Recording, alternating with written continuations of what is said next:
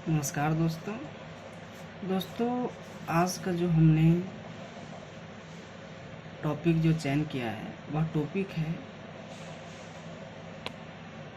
कर लगाने का उद्देश्य, या फिर सरकार कर लगाती है तो क्यों लगाती है, इसका क्या पर्पस है।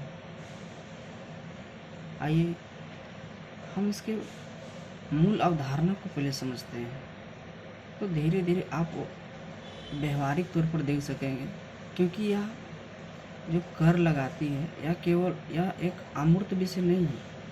आप इस प्रतिदिन कहीं ना कहीं आप इससे किसी रूप में जुड़े होते हैं। हर कोई अपना सरकार को कर पे करती है, तो इसको बारीकी से समझेंगे कि आखिर कर एक वर्ग से सरकार ले रही है, दूसरे वर्ग में किस तरह से क्या करती है, तो इसका पूरे प्रोसेस को हम समझेंगे। आइए हम शुरुआत करते हैं कि आखिर कर क्यों लिया जाता है। तो कर लगाने का सबसे पहला उद्देश्य अगर हम देखें तो सबसे पहला उद्देश्य दिखता है कि कर लगाने का उद्देश्य कि हम जिस राज्य में रह रहे हैं, जैसे भारत एक अपनी क्या है, राज्य है। अब भारतीय संविधान के आर्टिकल जब आप 12 पढ़ोगे तो वहाँ राज्य की अवधारणा का एक अच्छा कॉन्सेप्ट बताया गया है कि क्या है राज्य। फिर उस टॉपिक पर हम नहीं जाना चाहूँगा, लेकिन ये ध्यान रखें कि भारत भी एक राज्य है। अब इस राज्य की एक संस्था होती है सरकार। इस सरकार यहाँ के नागरिकों के लिए अपना रूल रेगुलेशन अपना बनाती है, और इस आधार पर अपना को है उनका कार्यभार वो चलाती है।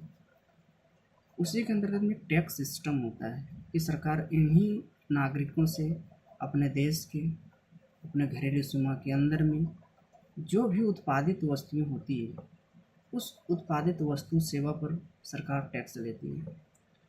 तो इन तो सरकार आखिर क्यों ले रही है, इनसे सरकार टैक्स क्यों ले रही है।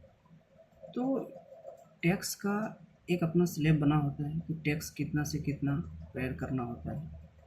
तो वहाँ पर हमें एक चीज़ यह दिखती है कि यह सरकार किससे ले रही है।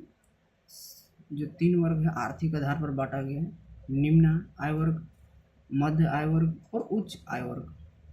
तो सरकार इसमें एक आय वर्ग से पैसा जिसका इनकम टैक्सेशन सिस्टम में आगे पढ़ेंगे कि आखिर कर लगाने कौन कौन से सिद्धांत हैं, लेकिन आज हम केवल यह समझने के प्रयास कर रहे हैं कि लगाने का उद्देश्य क्या है। तो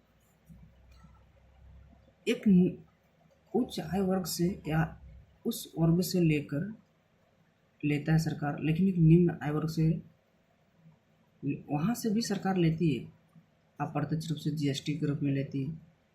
तो इस तरह से सरकार की अपनी जो भी प्रणाली है टैक्स लेने की, उस आधार पर सरकार टैक्स तो कलेक्ट करती है।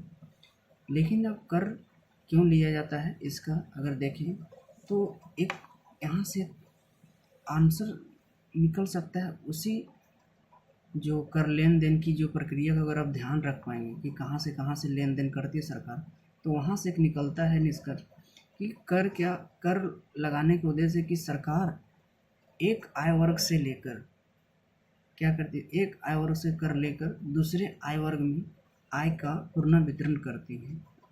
इसको कहते हैं, पहला पॉइंट बोल सकते हैं कि सरकार आय का पुनर्वितरण कर समाज में वे वंचित वर्ग, समाज में उपस्थित मौजूद वे वंचित वर्ग जो आर्थिक असमानता के शिकार है, आर्थिक असमानता के कारण वे आज भी कहीं न कहीं वे अपने को कमतर समझते हैं। तो उन वर्गों तक आय का पुनर्वितरण कर समाज में विद्यमान आर्थिक असमानता को कम करना, यह एक उद्देश्य होता है सरकार का। दूसरी है कि कल्याणकारी राज्य की अवधारणा को भी कहीं ना कहीं सरकार इसके माध्यम से वे चाहती है कि क्योंकि कॉन्स्टिट्यूशन हमारा आर्थिक न्याय समानता की बात करती है, तो इन्हीं के माध्यम से कर संग्रह के माध्यम से उन उद्देश्यों को भी पूरा करती है सरकार। तो एक पॉइंट यहाँ से निकल सकता है या वो। दूसरा अगर हम देखें तो वही संविधान को अगर ध्यान में रखकर देखें तो वहीं पर एक पॉइंट और निकलता है कि जिस प्रकार से समाज में आर्थिक असमानता को दूर करती है, उस तरह सामाजिक विषमता भी है समाज में। एक वर्ग जहाँ जो वर्ग उनके पास आर्थिक स्थिति सही है, उन वर्गों के अपने बच्चे देखो या किसी तरह की उसकी सुविधाएं देखो, तो वे वर्ग उन सुविधाओं के कारण शिक्षा के स्तर में या उसके जीवन स्तर में काफ़ी सुधार दिखता है।